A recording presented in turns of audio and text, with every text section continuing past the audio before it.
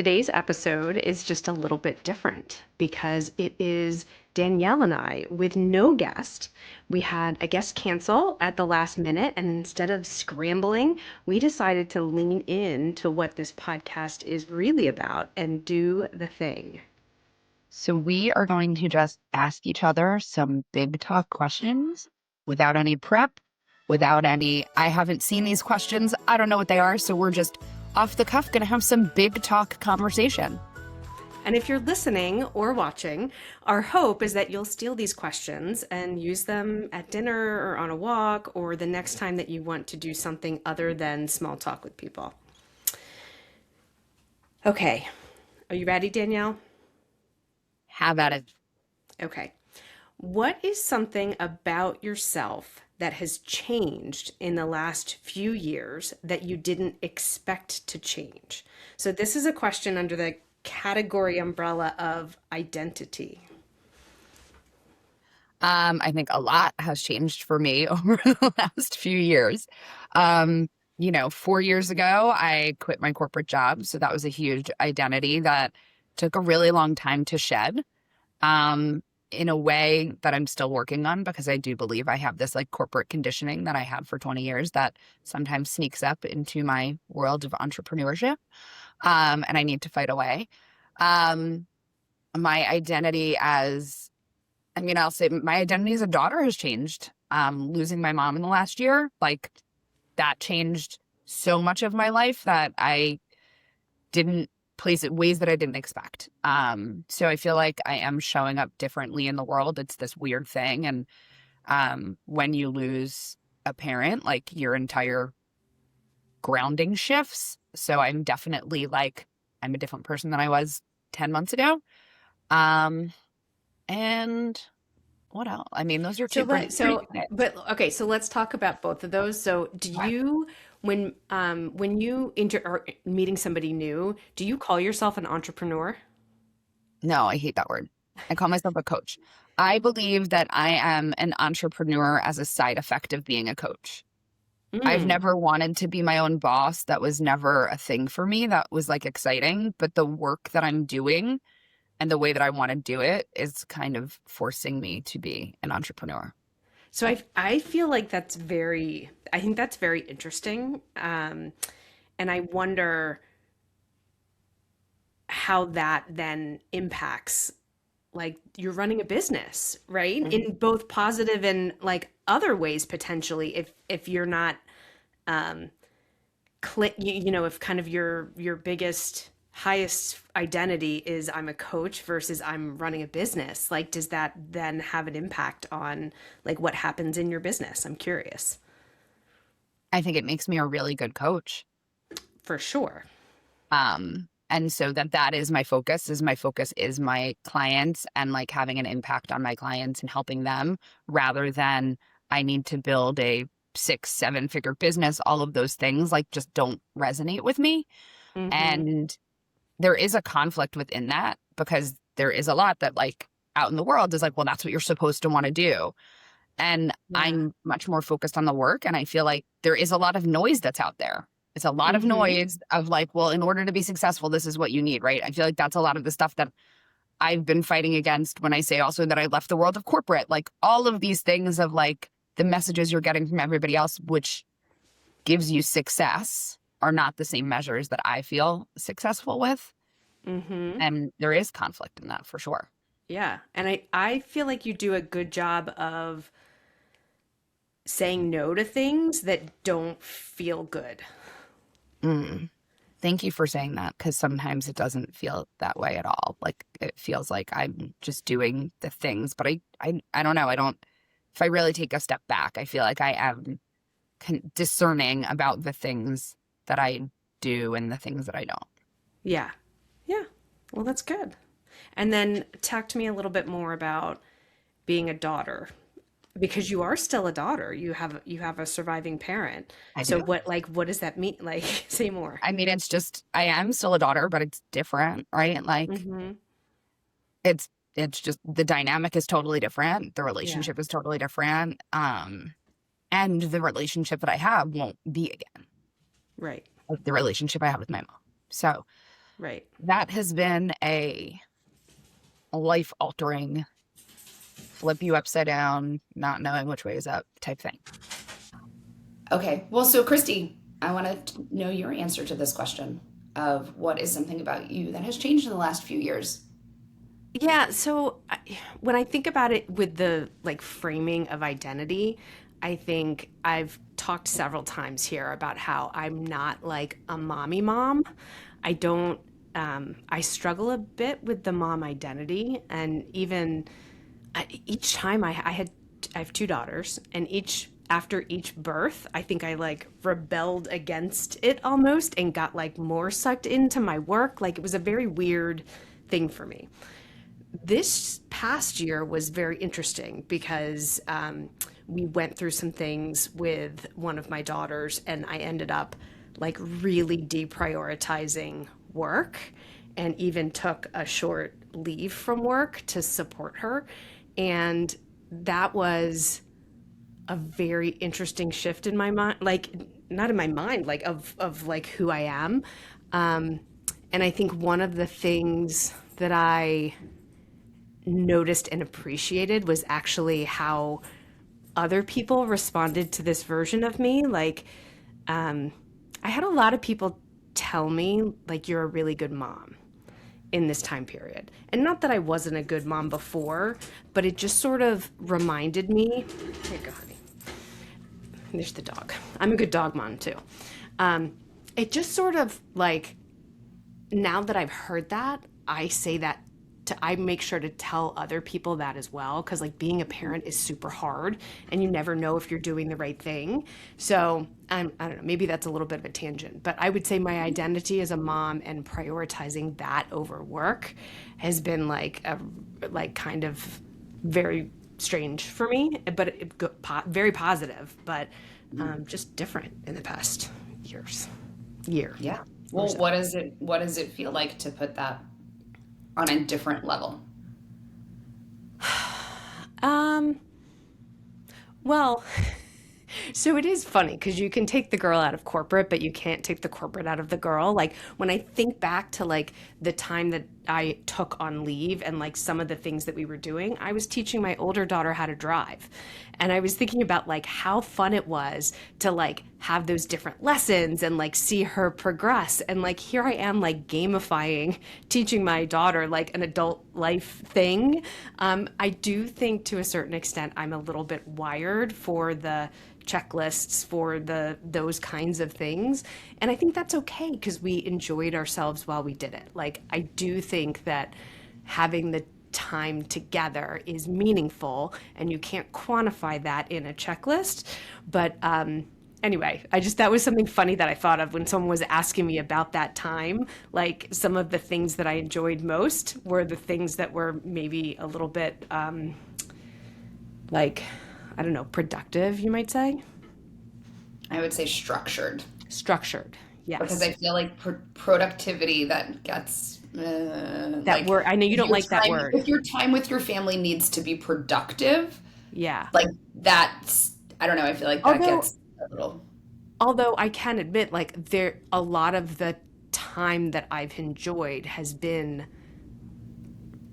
unstructured. So maybe like routine but unstructured, right? Like we would, you know, uh, I don't know, doing target runs as an Yeah. example, is sort of like a thing that we would do where, yeah. Anyway, it was all, yeah, it's been very interesting. And now that I'm back at work, it's interesting to think about like what that means. My word of the year for 2026, I like to pick a word of the year, and my word of the year is fluid.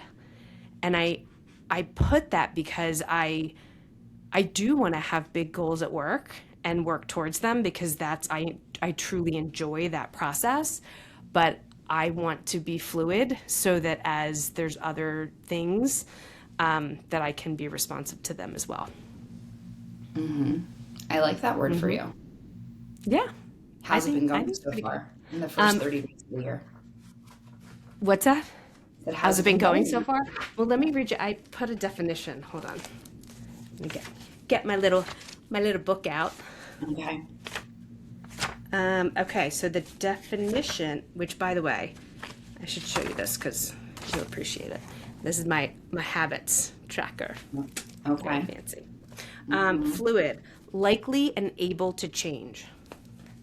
So I think like being aware that like plans are likely to change is a good thing for me, right? Because I tend to be the person that sets the goal and like no matter what happens, I am going to be going after that goal. And it's okay for that goal to change. So would Okay. I know this is like, well, I guess this is the point. If you were to have a word of the year for 2026, I know you haven't You mean I Christy? know Come you on. haven't thought of a word of the year, but just riff on No. a theme. Well, Like, what would your theme be, do you no. think? I'll say that I was playing around with like ChatGPT and just like putting things in there, right? And one of the words, something that came up, I don't know, maybe it was the year in review thing you told me to do. I don't know, whatever it was. But something was like, what's the word? And I think this was it, or it was something around that. Clearly, it's not something that I'm like have tattooed on my forehead. But it was about being grounded, which I thought was really interesting in a year that I'm literally uprooting my entire life, that it was about being grounded. And I was like, huh. Yes. And I think that there is like this different pull in different ways as I get ready to like move from the city I've lived in for 10 years and move temporarily back Temporarily. to where I grew up and then make a really big move to the UK. Like the idea of being grounded in that when everything is up in the air Yeah. feels kind of helpful, like to have that as something to be like, okay, even though physically and like Mm-hmm. emotionally and all of these things feels like everything is up in the air, like there is a part of me that is grounded. Yeah. So, is there something that you can do, or like a memento, or maybe a physical object, or like a mental exercise, or something ritual that you can do that will keep you grounded, do you think? Like it's something that you can do anywhere that will remind you of who you are at your core. I feel like those are things that I do that a lot, right? Is able to like get to the place where I know like, okay, like I'm making a decision from me, right? Like be able to get into that place where I'm really present and I know the Mm-hmm. answer. Mm. Um, and that has been something I've been working on for a really long time. And actually was talking to my coach earlier this week and was saying something about like one of the things, I'll share this, that she told me was, Danielle, you are not allowed to say I don't know anymore, because we would be talking and I'd just go, I don't know. I don't, like, it was like my filler word was I don't know. And so she like banned me from saying that phrase. And it still comes up. But then the other day we were talking and I was saying, I know that even though I'm taking this big risk, I'm changing everything in my life, there's something in me that knows that this is the right thing to do. And I know that I'm on the right path. And I know, and she was like, see, you know, Danielle, you do know. And so it's tapping into that part of not letting the, oh, I don't know, take over and getting into Mm-hmm. that part of me that is really like is grounded in what I'm doing, even though it's going to be a lot of change and a lot of movement, a lot of Mm. fluidity. Okay, let's stay with that there because the next question that I want to ask, you obviously we've talked about what a great friend you are and how good you are at friendship. I'm curious, what do you feel like you need more of in your friendships right now? And what do you maybe need less of? And I'll give you some time to think because I've been thinking about this, right? Like this is a big deal. Like this is a big year. And it's a lot and you're coming out of the season that was a lot. And I'm like, I have no idea like what you would want or need. So it'd be helpful to understand anything that you want to share. Yeah. Um, that's a really good question. I will say right now, like in the next 5 weeks before I leave San Francisco, is like I just need people to be like, we're gonna put this thing on the calendar and we're gonna do it. And I'll tell you, telling people that you're moving to another country is a really good way for people to make solid plans. Because they're like, Because wait, there's an what, you're really expiration. leaving? And I was like, what? Because there's an expiration on when they can Exactly. see you. So it's not like Yeah. one of those things like, oh, we should get together, right? And then 6 months later you see them again, you're like, we should get together. I'm like, I'm literally leaving in 5 weeks, so we need to get something on the calendar. And so having people just like do that and be like, I don't know, like we need things on a calendar, otherwise I know that it's not going to happen. So I feel like that is like my immediate need is just let's just make things actually happen from friends. And then So can I just react to that? sure, I feel really good about that because I did that. I came you out to did. see you for your birthday. Do And it you was so fun do other you than that snowstorm. with that I said other than the other snowstorm than the that snowstorm and having to leave early, exactly. But do you like this goes back to we've talked about this about I know I feel like I'm the one that's the person that makes plans a lot of the time that takes the initiative to do that. Do you in like do you feel like you're ready to just be like I can't I've got enough going on with trying to figure out like my passport and my packing and my this and my that like I want other people to do that or no, you're good. no, I'm fine. It's just like let's put something on the calendar and we'll find a place to go. Like there doesn't have to be elaborate plans. It could just be we're Right. meeting for a coffee, we're meeting for lunch, a drink, whatever it is, but like just put the time on the calendar and then we'll find a place to do it.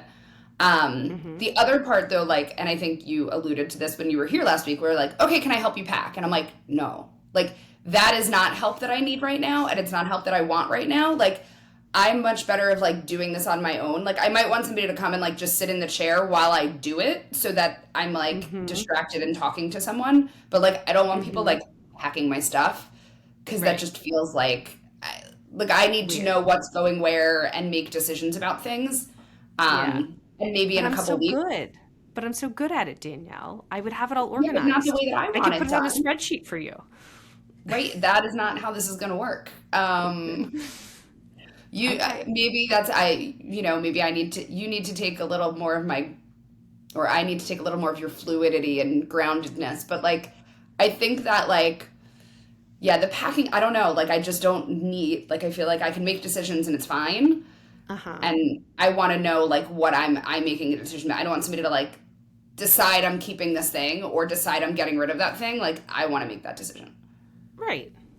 Which I would have let you make that decision. I just would have supported the organization process. Mhm. Expedited the you could have been the one sitting in the chair just telling me and I would just make it all happen. It's okay. We had much more fun in Napa than we would have packing your Yeah. Also, I apartment. didn't want you to fly across the country to pack my house. That's I would ridiculous. do that's what it's like being a friend though. Anything you do together is fun. Yeah, sure. You disagree? I, yeah. I was like, you're here. Let's actually do Yes. something fun. Yes. Okay. Fair enough. Um, okay. So this question was about like, what do you need more of in your relationship now? And what do you need less of? I was Mhm. thinking about this because, I've been working on having more and closer relationships with people. And I feel like I've done a pretty good job of that on the individual level. But the thing that I've been thinking more about is just this like wanting more community, right? Like group, Mhm. like a community that you feel part of. And so there's two new things that I've been doing. One, we used to have a really active neighborhood association and we would do events like we would do a block party and like a progressive dinner and like different not a ton but a few things throughout the year and covid sort of blew things up and then the neighborhood turned over.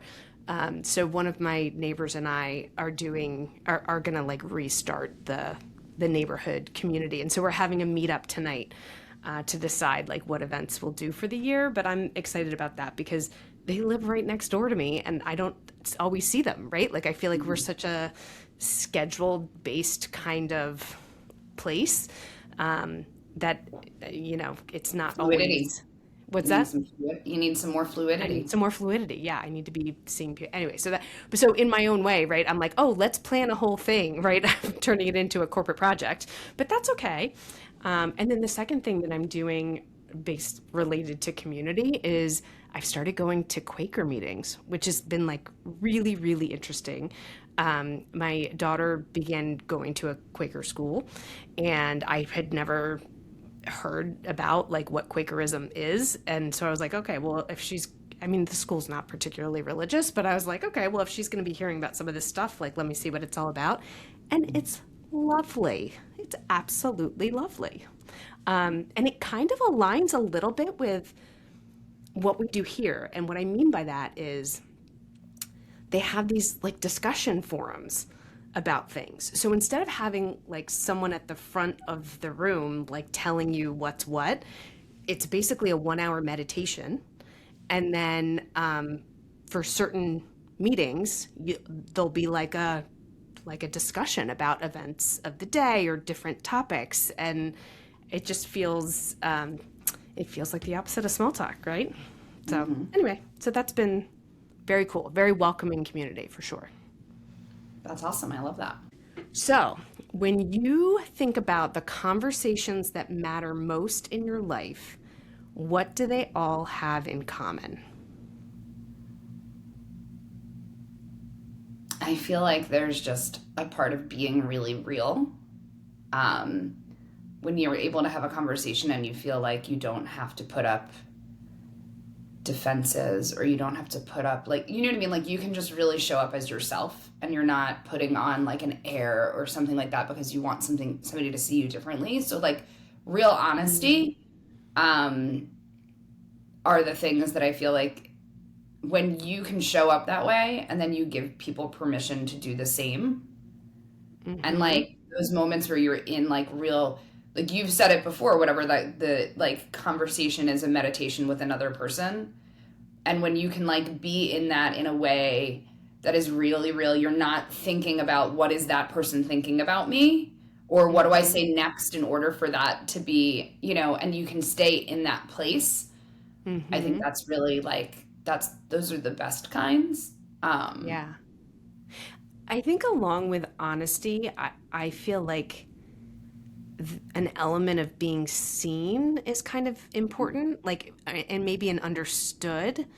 Not that everybody's gone through the same thing, so I don't necessarily mean that they're like relating because they feel the same way or they've been through the same thing, but more just like maybe it's vulnerability alongside with honesty, right? Like to your point, you're just like saying what's actually really happening is probably the common thread of the conversations that have mattered the most. And then when you're with those people that you know you can do that, like I'm just thinking back from you being here last weekend, and we were with our friend Kate, and I felt like the whole time was like real conversations where you were with people who you've known for a very long time and who you trust very much. And it was like there was no, oh, like there wasn't anybody, wasn't, it didn't feel like anybody was holding back. It felt really safe. Yeah.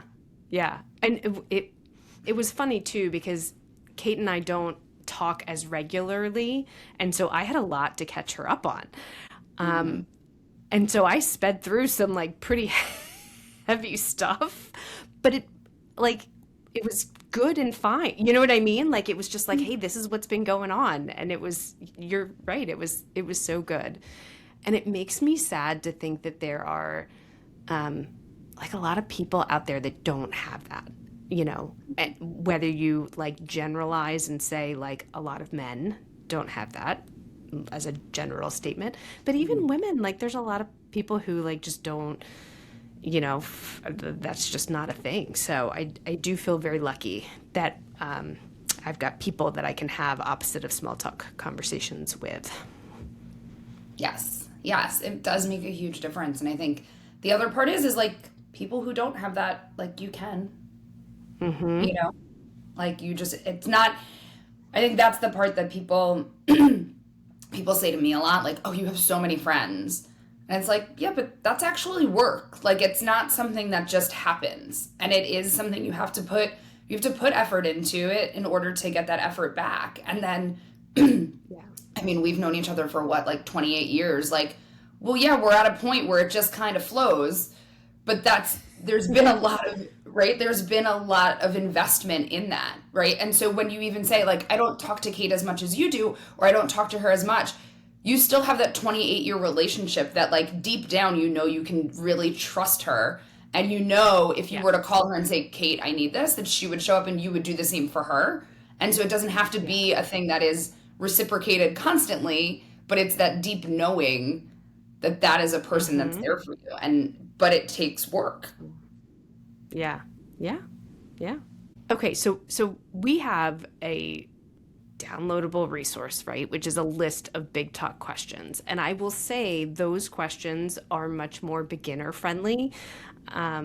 So if that's a place you want to start, we'll put that in the show notes. But just to sort of repeat these, which I think are probably more intended for folks that have that closer relationship.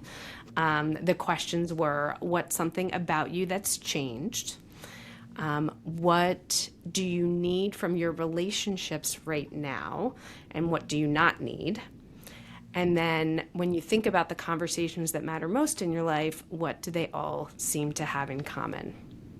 That's like such a good little yeah, go ahead. No, I just want to say is like I don't think these questions have to be with people that you've known forever. I think it's just with people that you kind of trust a little bit, and then it opens the door to like deepen that relationship in a way that you don't need 28 years to do that. And so if you can start in this place where you start the conversation, having those deeper conversations, which is something we get to do when people ask you what you do and you say, oh, I have a podcast. It's called The Opposite of Small Talk. Like that opens this gate up in a way.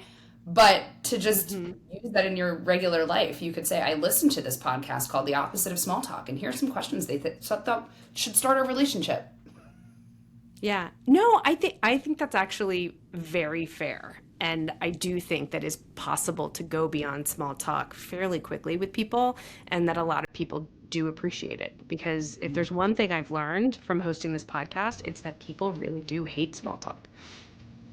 You just say that title and people are like, oh my God, that's amazing. That's such a good title. And so that alone makes me believe that people don't want to just talk about the weather. Right. For sure.